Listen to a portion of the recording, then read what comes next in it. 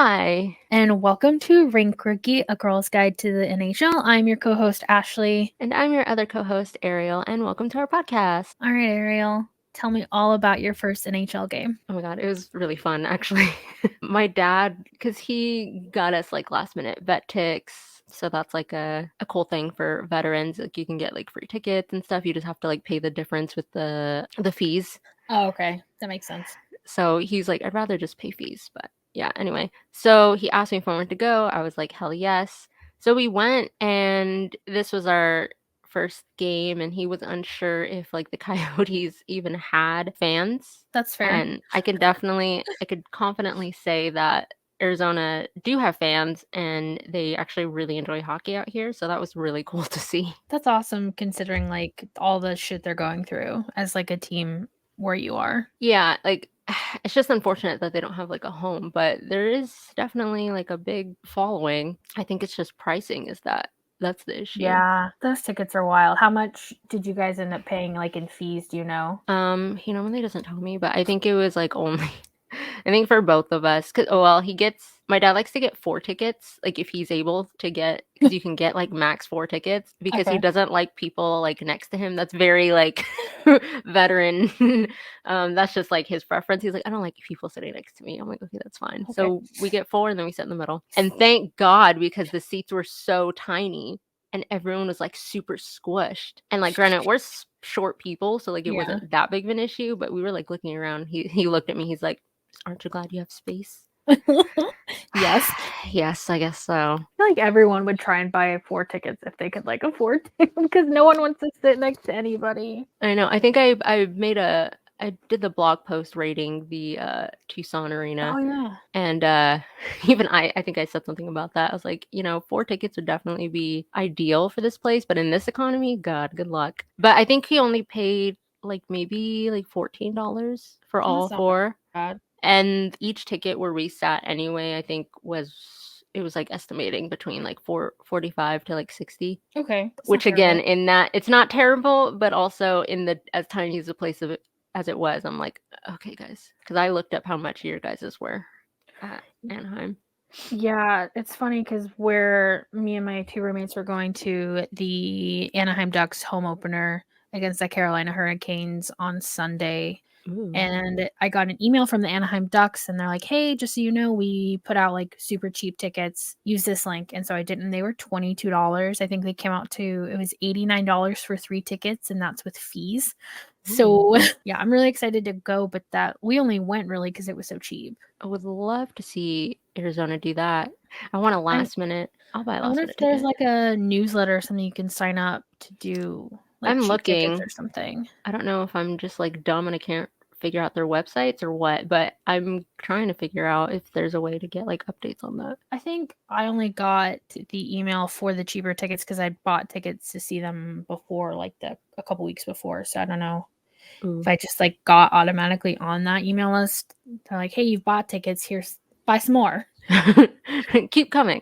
Yeah. I also ran into when I was leaving. Well, I kind of saw him on the way to the bathroom, and then when I was leaving the bathroom, the GM for the Coyotes. How did you know what he looked like? Okay, so I mean, obviously we follow all the teams, so yeah. I saw I've seen his picture up a lot, and I guess they had just re-signed him as a GM because he's basically the one that's doing all he's starting from scratch with that team, and he's been in for like 2 years now, and they just extended his contract. So I had just seen his photo pretty recently, and so then I went to the bathroom and I was like, oh my God, is that who I think it is? And then I came out, and then like I kind of like walked around, and I went on my phone to confirm, and I was like, okay, it is who I think it is. And so I kind of scouted the area, and like people were just like walking past, and he was like just talking with like a group of they look like important people. And I waltzed on over, and like I tapped him like a little child, and I was like, hello. Well, he's 6'5". Yeah. And I'm only 5 feet, and I was just like, and then he like stood to his full height when I walked over, and I was like, Jesus Christ. But he was very nice. I told him, like, I introduced myself and told him that, I started a podcast with one of my best friends, and we're like learning hockey, and we're new to this like hockey world. And he thought that was like super cool, and wished us luck on this journey for us, and that, hoped I enjoyed the game and kept coming back. And I was like, yeah, I definitely will be. It was super cool. He was super nice. I love that. That's so cool.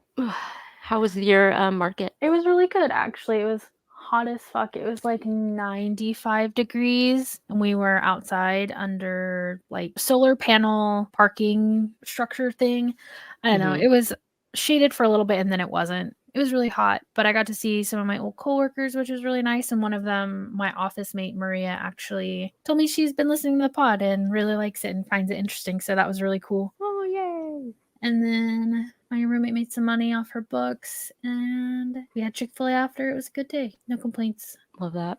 Yeah. And that's really all I did. All right. So just to give you guys an episode summary of what we're going to chat about after we go through the news, we're going to go through some weird traditions that Arielle has found and seen that we thought were pretty fun. And then my roommate, Terry, actually asked me how an NHL team becomes an NHL team. And I found that pretty interesting of a question. And then I think this is maybe the last episode we'll do that's just kind of learning, because the actual season starts very, very soon. So very exciting. How many days? I don't really remember. I should have actually looked that up. Until the season starts? Yeah. Doesn't it technically start tomorrow for some? Because I think there's, if I saw it correctly, 4 games. It is tomorrow.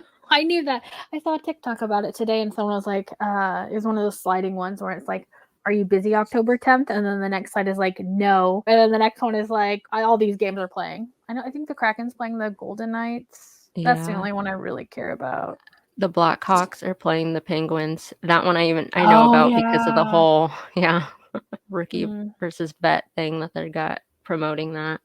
I'm excited to see Crosby with Bedard. I think that's what I look forward to with that game. Yeah, I have to look up the other teams, but it's going to be a busy week. All right, start us off, Arielle. Let's get into it. All right, so last week we were thrown through a loop, and the Anaheim Ducks finally locked up star forward Trevor Zegras. So the team announced on Monday that they re-signed Zegras to a 3-year contract, and Elliot Friedman of Sportsnet reported that the contract was worth $5.75 million per season. Good for him. And then also, Jamie Drysdale signed a 3-year contract with Anaheim Ducks on Thursday. Financial terms were not disclosed.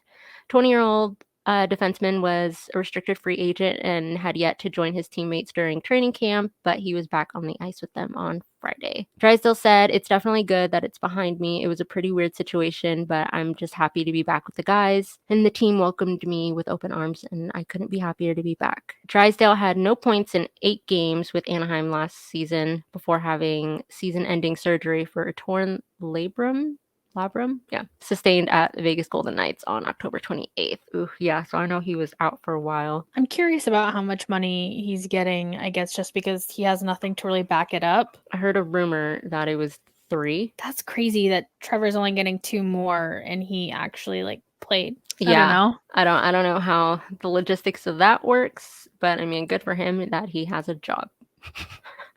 Congrats. And also seeing him and Trevor in action on Saturday was kind of cool. I was giving my dad all the details on them. I was just like, okay, so here's all this. You mean he wasn't eavesdropping on those girls that were in front of you too?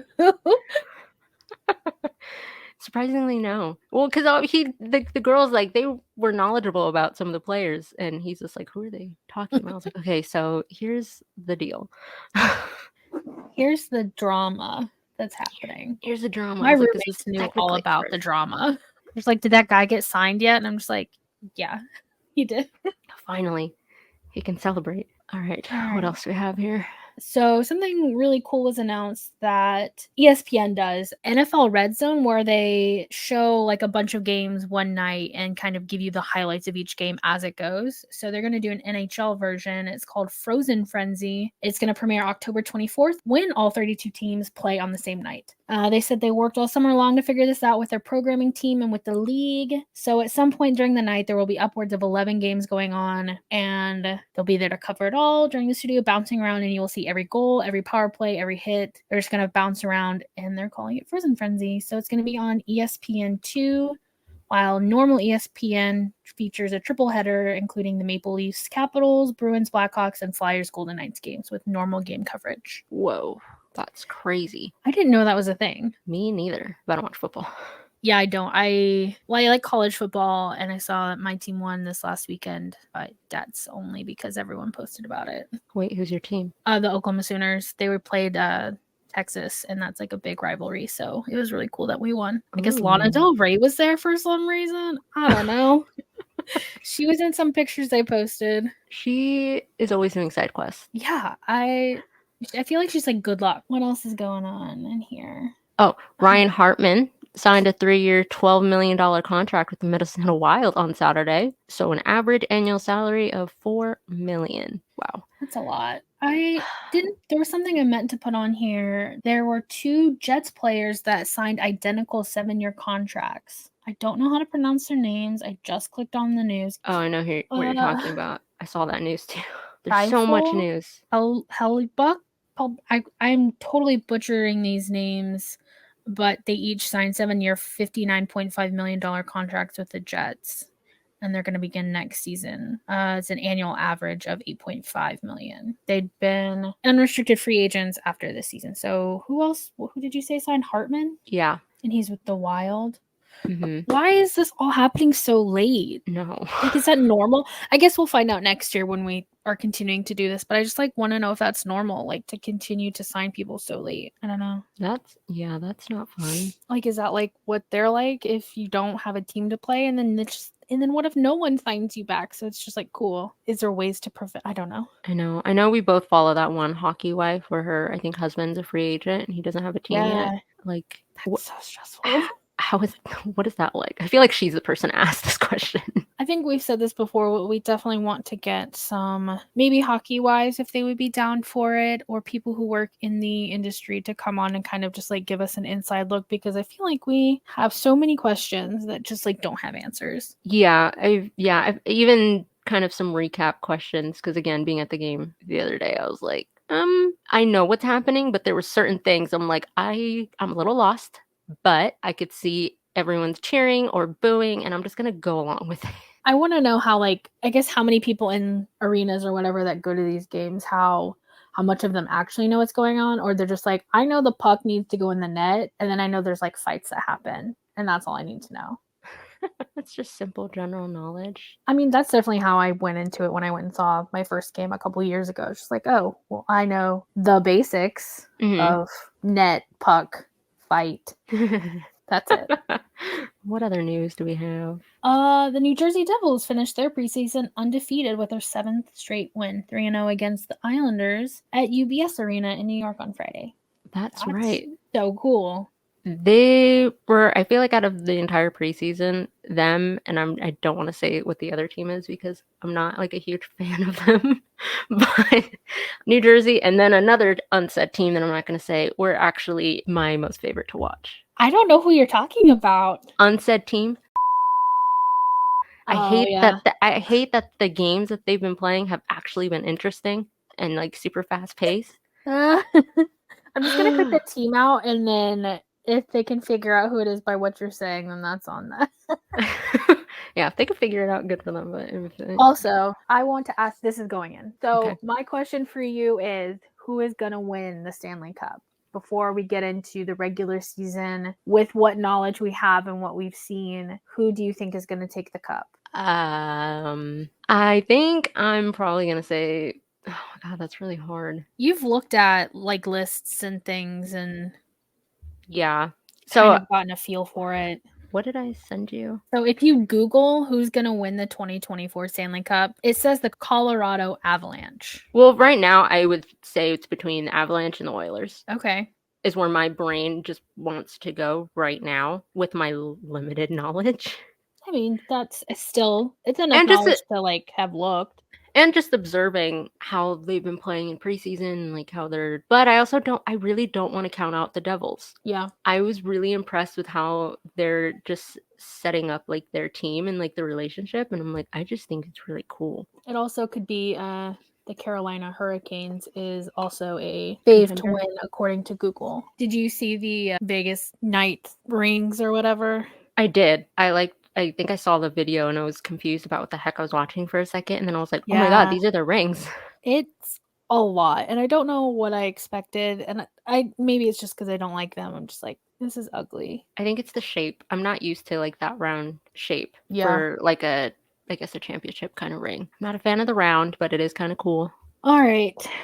Let's get into this episode. So, to answer my roommate Terry's question, how does the city get an NHL team? Start us out, Ariel. All right. So, step one, have an arena. Two, have a willing and able owner or ownership group. So, rich people. And then three, have an available team either through relocation or expansion. And it pretty much needs to happen in that order. The right ownership group can influence all of it. ATL to Winnipeg had all three. And then PHO to Winnipeg had the first two. So I pulled this off a website called NHL to Seattle because Seattle Kraken are the newest group and they are an expansion team. So that's just kind of where all of this information is going to come from. I couldn't really find much when I Googled how to get an NHL team to your city. It was just like, oh, these places are prospects. I'm just like, but why? I need the why. And so that's kind of where all this information we're going to go over is from, is kind of basing it off Seattle. So Seattle is the 14th largest metropolitan area in the states by population. Only Houston and now Atlanta are the bigger cities without NHL teams. Minneapolis, St. Louis, Tampa, Pitt, Denver, Columbus, Nashville, Buffalo, Raleigh all have NHL teams in smaller cities. My thought is an NHL team in Seattle would be very similar to St. Louis and Denver. So Minnesota, Buffalo, and Pittsburgh are hockey towns and not really comparable. Nashville and Raleigh are great showcases that an NHL team can thrive in non-traditional hockey market with a strong ownership group. Jury is still out for Columbus and Tampa Bay. I don't know why they said that, but now I want to look it up. But so Seattle is just a very appealing from a corporate sponsorship perspective since so many companies have headquarters there. Obviously, Amazon is the biggest one. So it's going to make it more appealing to sustainable businesses for ownership groups. See, she asked me this question and I tried to answer her without looking anything up. And it was kind of just knowledge that I had soaked up within the last like 5 to 6 months. And it was just kind of like, you have to have like people in the area who are wanting it. So like say you have a group like Amazon goes to the city, the mayor, whatever, and he's like, hey, I think we could support a hockey team. And then you have to find like, hey, he's like, hey, that's great, but maybe find some other really good businesses that also support the hockey team that we would like to have. And then they all kind of vote on it. Mm-hmm. And then they go bring that to the NHL and they're like, hey, we'd love to have a hockey team here. And the NHL's like, cool, who's supporting it? And then you show them, hey, all these people are. And then I guess it's kind of like what I found. So, like, hang on, let me see if you have it written in here or not. This is interesting. NHL fans tend to be higher educated and wealthier compared to other professional sports. Is that? I don't know if that's true. I can speak for myself and say that is not the case. I'm new here. I mean, as someone who grew up in the Oklahoma is considered either the Midwest or the South, but football feels like that like podunk hick sport that like anybody supports it. Like I don't think my dad would have known any hockey teams because it's just not like I guess as accessible or as around as much as something like football or baseball is. Mm-hmm. So I guess I could see that. Yeah. Well, because I mean, I'm from California, and then I think I was surprised when I moved here that there was even a hockey team. But that's just because I'm in the desert now, so I wasn't aware. But apparently there's so many like ice skating rinks here and like hockey development programs. And I guess the ASU hockey is like very popular too here. So there are players and like they are developing them here, but I'm not sure. I know there's that constant argument here, like should they even be here anymore or what? I feel like this isn't really something that anybody really knows unless I'm just maybe looking in the wrong, but just, I don't know, I guess have the money and the means to back it up is how you get an NHL team. Well, okay, yeah, that makes sense. Because my question is too, like, what exactly? Because like I've heard that Seattle is an expansion team. An expansion of what? So an expansion team is a new team in the sports league, usually from a city that has not hosted a team in that league before, formed with the intention of satisfying the demand for a local team from a population in a new area. So maybe we can get more in depth with this at another time. So with that, both of us are going to be doing some serious, because I'm like, is that the same thing as like would this not be considered the same for like expansion teams? Would they be on almost on like a different level than like a regular like trade season? I You guess think? so. I want to say yes, but I could be completely wrong. Yeah, this is kind of like it feels like super niche. Yeah, And like it runs like deep into the history of like hockey, maybe. I could see that. I guess maybe there's just not a ton of new like information on it because it doesn't happen that often. Maybe. Reminder disclaimer: we're new here. Yeah, I just found that Seattle thing, and a lot of it was speculation. Oh, okay, So interesting. they're like, from my research, I found this happen. So, You're like, okay, that's great, but what are the facts? which are just the three things that you listed off for, the having an arena ownership group and then relocation or expansion. So, Which now makes me think, I'm surprised. I should have looked this up because I knew we were going to be talking about this. When and where was Arizona's arena? Like, what happened? yeah, how did they get to become a team with the no arena? How are they homeless? I want to say I've seen something about them being told there was going to be an arena built really soon, Mm-hmm. and then it never happened. So they relocated from Canada to Phoenix. I remember we talked about that. Mm-hmm. They're already trying to move them. It's such a weird argument here. Like so many people, I don't want to say so many people. Like a good chunk of people want them to move. I don't understand why. And then, well, I do understand why. And then another chunk just desperately want them to say like, please give them a chance with like maybe build them an arena. But of course, like the places like you want to build that they've been arguing to like build an arena is like in the most congested area. Like that's a bad idea. Like it's already super congested out there. Move it a little further out. So we'll see. And I think the owner just bought land, so we'll see how that goes.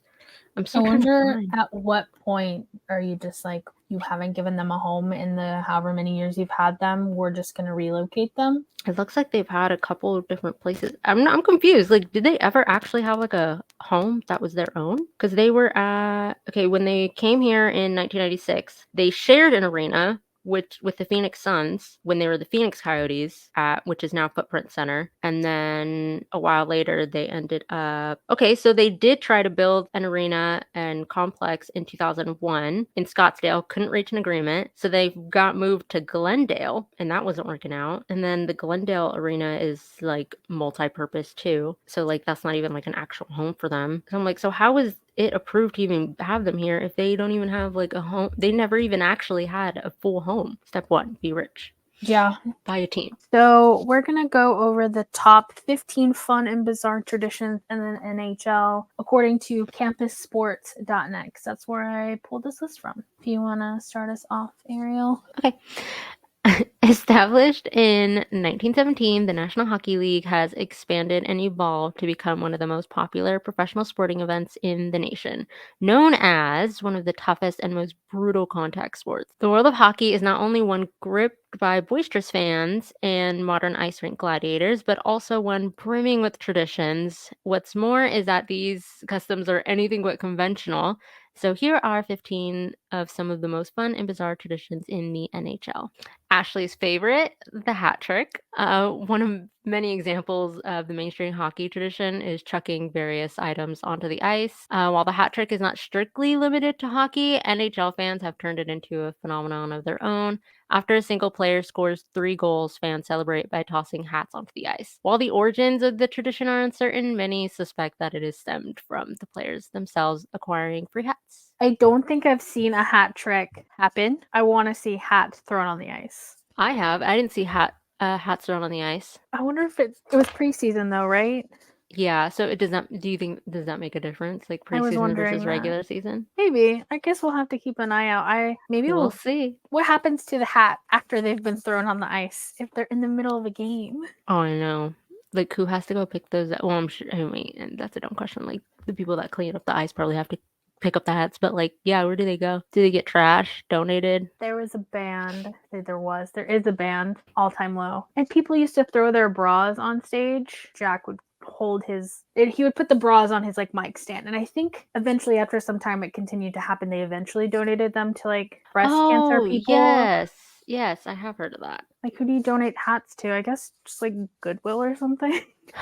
Salvation Army, like where does it go? Next up we've got the rat trick. So in October of 1995, Scott Mellenby of the Florida Panthers killed a rat in the team's locker room and then proceeded to score 2 goals that same game. When fans learned about the locker room fiasco, they celebrated goals ensuing games by bestrewing the ice with toy rats. The tradition persisted during the Panthers' 1996 playoff run, but died quickly after a ban was issued against throwing the plastic rodents on the ice. Deemed the rat trick, the Panthers' 1996 playoff run forever lives on as the year of the rat.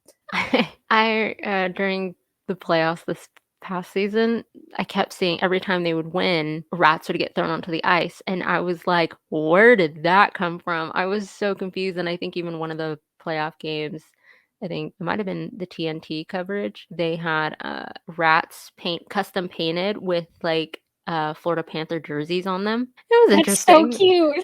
cute. That's what I thought. I'm like, oh, that's interesting. But yeah, so I don't know. Like for them, I'm like, is that like every time they win a game, or is it just now just for like if they make it to the playoffs thing for them? I feel like at that point it should just be something special. So like playoffs only. And then where do the rats go? Anything thrown on the ice, and then Where does it go? you have to be up at the top to get anything on the ice because there's the net and then the boards and the glass. So, like, how are these things getting over? People got arms. I guess so. 3. The Legend of the Octopus. One of the most infamous moments in NHL history took place in 1952 when brothers Pete and Jerry Cuisamo, we're going to go with that, threw an octopus onto the ice at Olympia Stadium in celebration of the Detroit Red Wings making the playoffs. The 8 tentacles represented the 8 wins needed to qualify. In that same year, the Red Wings went on to win the Stanley Cup over the Montreal Canadiens, and since then, the octopus has become quintessential symbol of good fortune in Detroit. I didn't know that the Red Wings mascot is an octopus. Neither did I.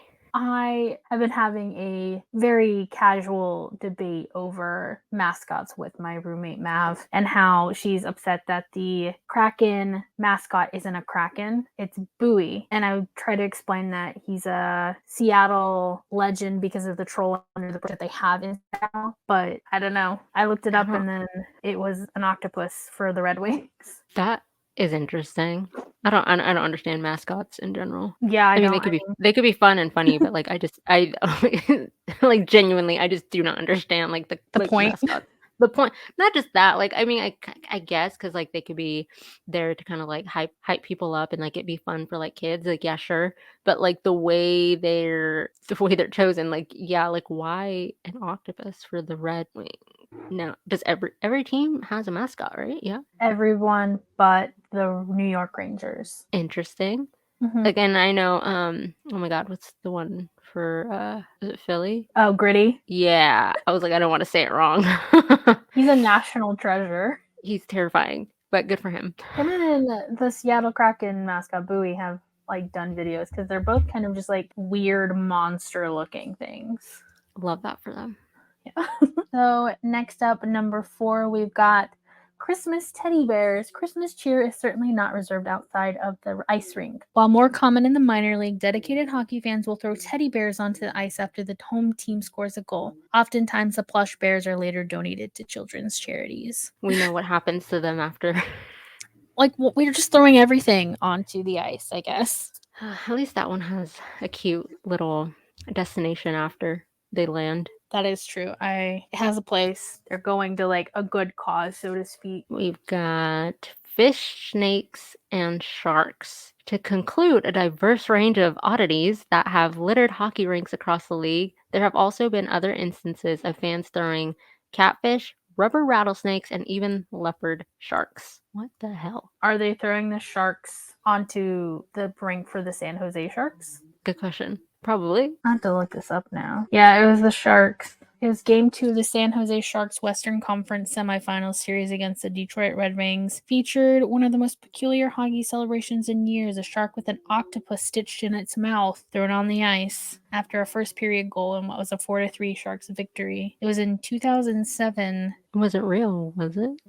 Yeah, it was. Oh, okay. So, number 6, we've got coined by the Vancouver Canucks in 1982, the term towel power refers to the waving of rally towels by fans in support of the home team. The tradition originated when head coach Roger Neilson waved a white towel over a hockey stick as a symbol of mock surrender during the conference finals against the Chicago Blackhawks after Nielsen was unhappy with the officiating. In the immediate aftermath of the stunt, Nielsen was ejected from the game and fined $1,000. Today, however, the tradition lives on in the form of fans pumping up their team. In 2011, a statue was erected of Nielsen waving a towel outside of Rogers Arena in Vancouver. That feels innocent I feel like the enough. towel waving is fun. That's a fun thing. I feel like all teams could do that. Yeah, I think But in for my them, like, that feels special. yeah.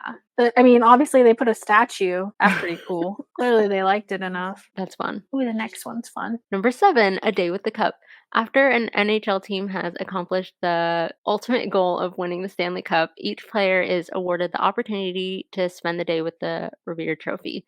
Means of celebration vary widely. While some players opt to display the trophy in their hometown, others choose to use it as a kitchen utensil, such as Los Angeles Kings captain Dustin Brown. Following the Kings championship victory in 2012, Brown used the Stanley Cup to serve chocolate milk to his 2 sons. That's fun. I've seen so many things go into that cup. Oh, Like, yeah. so many things. I wouldn't want to eat from it. I've seen, like, cereal, Yeah. beer. I'm trying to think of other things.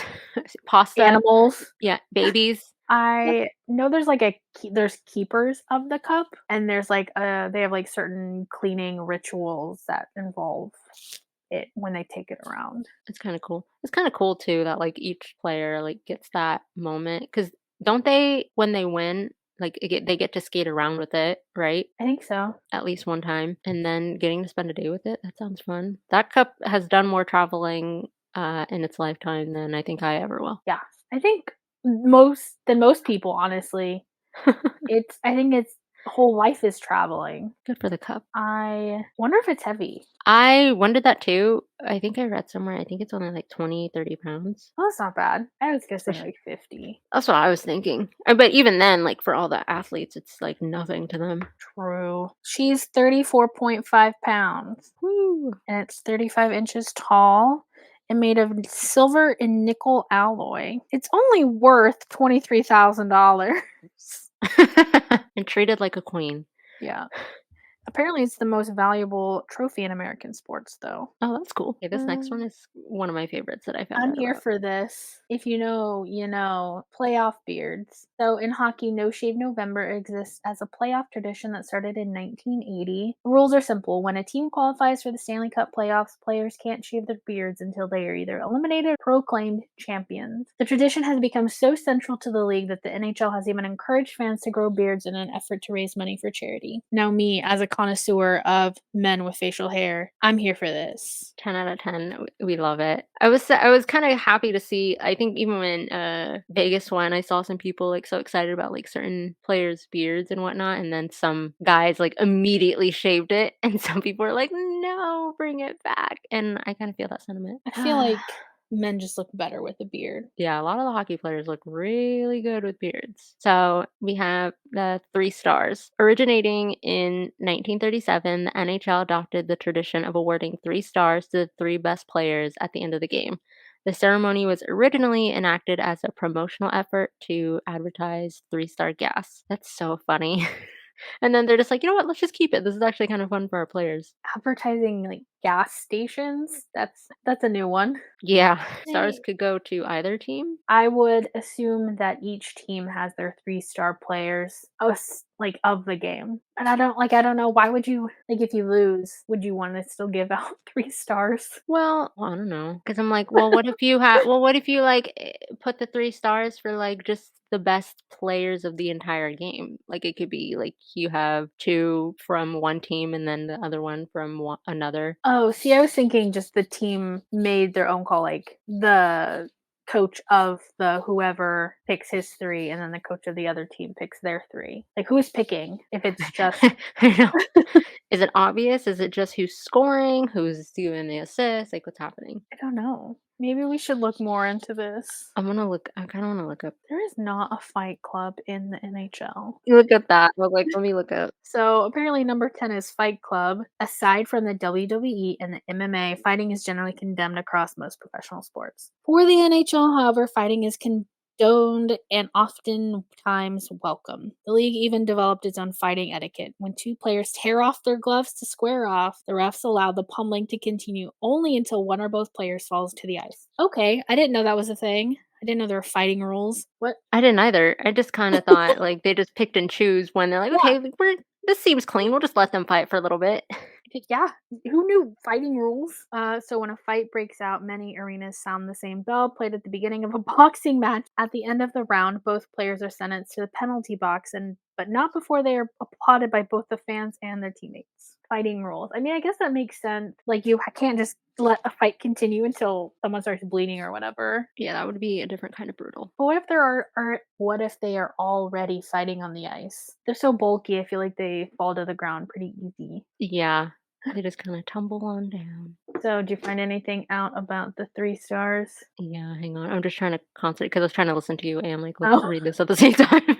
So it's the three best players out of all who played so out of both teams because a third party, quote unquote, Ooh.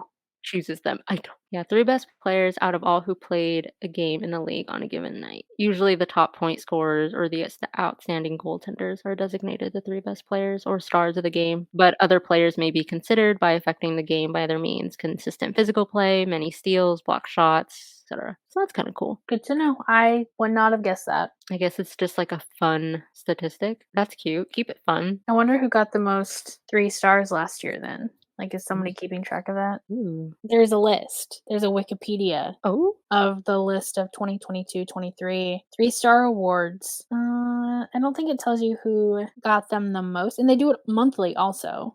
that's fun. We are all night looking at 3 stars. I know. I mean, I've got the list, but also it's like by week. The 2022-2023 NHL 3-star awards are the way the NHL denotes its players of the week and players of the month. So it's by week, not by game. Also, it's usually by the home team's broadcast announcers or one of the beat writers that choose. Do they tell them as they're like coming off the ice, like, "Hey guys, like you're the star"? Like, And when do they tell also, them? if it's by game and not by week, then why are they keeping track of the week? Or are they like, okay, well, Sidney Crosby had 3 stars this week, so he's the 3-star of the week. You know? Okay, I understand. Yeah. Is that how it is? I don't know. I think this is a deep dive, maybe a blog post I or was like, I know. something. I was like, does that contribute to the end? I don't know. Anyway, moving on. Number 11, which I did kind of hear about. Do not touch the cup. Whether it's an omen of bad luck or strictly because only winners are considered worthy, NHL players refuse to lay a finger on the Stanley Cup until they've claimed the championship. While there isn't a clearly defined punishment for engaging in such a rebellious act, no player wants to risk being subjected to a curse. I did see I think a team may have done a TikTok about this where they interviewed their players and asked them if they thought it was superstitious to touch the cup, thinking they may not win it. And some people said no, and some people said yes. I think it's a really big mixed bag. That might have been either the NHL or the ESPN social because I do remember seeing something like that too. It's a bunch of different players from different teams. Mm-hmm. Athletes are just superstitious. Yeah, I mean, I've definitely heard that NHL players are one of the most superstitious groups. I don't know why. I don't know. The cup, I probably wouldn't touch it. That's just me, though. I'm just a little stitious. Not super.